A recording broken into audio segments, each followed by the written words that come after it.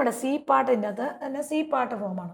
അതായത് limit x tends to 0 1 minus cos 2x divided by x square form. ഇവിടെ ഈ ഒരു മോഡൽ ക്വസ്റ്റ്യൻ കിട്ടിക്കഴിഞ്ഞാൽ നമ്മൾ ഇതിനെ ട്രിഗണോമെട്രിയിലെ ഫോർമുല കൊടുക്കണം. അപ്പോൾ നമുക്കറിയാം 1 മൈനസ് കോസ് 2x എന്ന് പറഞ്ഞാൽ എന്താ മക്കളെ പഠിച്ചേക്കണം? 2 സൈൻ സ്ക്വയർ. ഇവിടെ എന്ത് ആംഗിൾ വരുന്നുവോ അതിൻ്റെ നേരെ പകുതി വരും. ഇപ്പം 1 മൈനസ് കോസ് 4x ആണെങ്കിൽ നമ്മുടെ ഇക്വേഷൻ എന്ന് പറഞ്ഞാൽ 2 സൈൻ സ്ക്വയർ, ഈ ആംഗിളിൻ്റെ പകുതി 2x വരും. 1 മൈനസ് കോസ് 6x ആണെങ്കിൽ 2 സൈൻ സ്ക്വയർ, ഇവിടെ വരുന്ന ആംഗിൾ 3x വരും. അപ്പം ഈ ഒരു ഫോർമുലയാണ് നമുക്ക് ഈ പ്രോബ്ലത്തിൽ നമ്മൾ കൊടുക്കുന്നത്.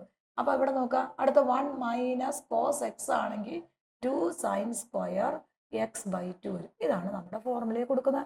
അപ്പം ഇങ്ങനെ ഒരു ഫോർമുല വെച്ചാണ് നമ്മൾ ഈ ഒരു പ്രോബ്ലം ചെയ്യുന്നത്. അപ്പം നമുക്കറിയാം ഇവിടെ 1 മൈനസ് വന്ന സൈൻ സ്ക്വയർ ഏതാണോ ആംഗിൾ വരുന്നത് അതിൻ്റെ നേരെ സബ് മൾട്ടിപ്പിൾ പകുതിയാവും. അപ്പം ഇവിടെ 2x വന്ന എക്സ്, ഇവിടെ 4x വന്ന 2x, ഇവിടെ 6x വന്ന 3x, ഇവിടെ x വന്ന എന്താണ് x/2 വരും. അപ്പോൾ ആ ഒരു മോഡൽ ക്വസ്റ്റ്യൻ ഈ ഒരു ഫോർമുല അറിയാമെങ്കിൽ ഇത് വളരെ സിമ്പിളാണ്. ഇപ്പോൾ ഇവിടെ നമുക്ക് ഒന്നാമത്തെ ക്വസ്റ്റ്യൻ നോക്കാം. Limit x tends to 0 1 minus cos 2x. Formula തന്നെ 2 സൈൻ സ്ക്വയർ എക്സ് അല്ലേ, ഡിവൈഡഡ് ബൈ എസ് സ്ക്വയർ നമുക്ക് ക്വസ്റ്റ്യനിൽ തന്നിട്ടുണ്ട്. അപ്പം നമ്മൾ ഈ 2 ഒന്ന് പുറത്തേക്ക് എടുത്തു.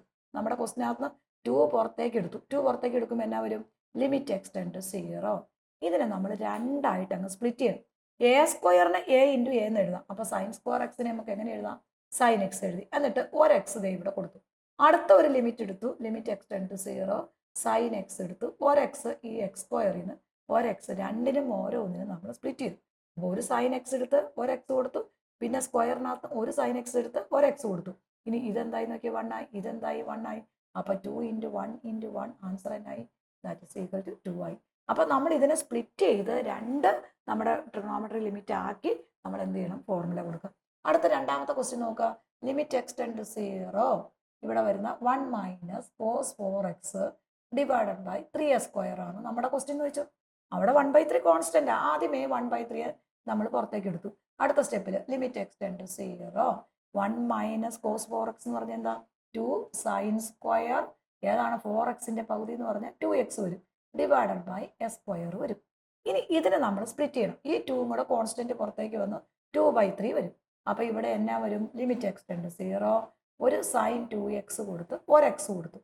അടുത്ത് ലിമിറ്റ് x ടെൻ ടു 0 ഒരു സൈൻ 2x കൊടുത്ത് ഒരു എക്സും കൊടുത്തു.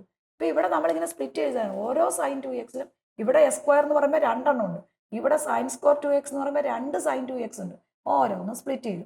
ഇനി നമ്മൾ 2/3 എഴുതി. ലിമിറ്റ് x ടെൻ ടു 0 ഇവിടെ sign 2x divided by X. എന്ത് വേണം ഇതിന്? 1 ആക്കണമെങ്കിൽ 2 വേണം. അപ്പോൾ ഇൻറ്റു 2 ചേർത്തു, ഇവിടെ 2 ചേർത്തു, അപ്പോൾ ഇത് 1 ആയി.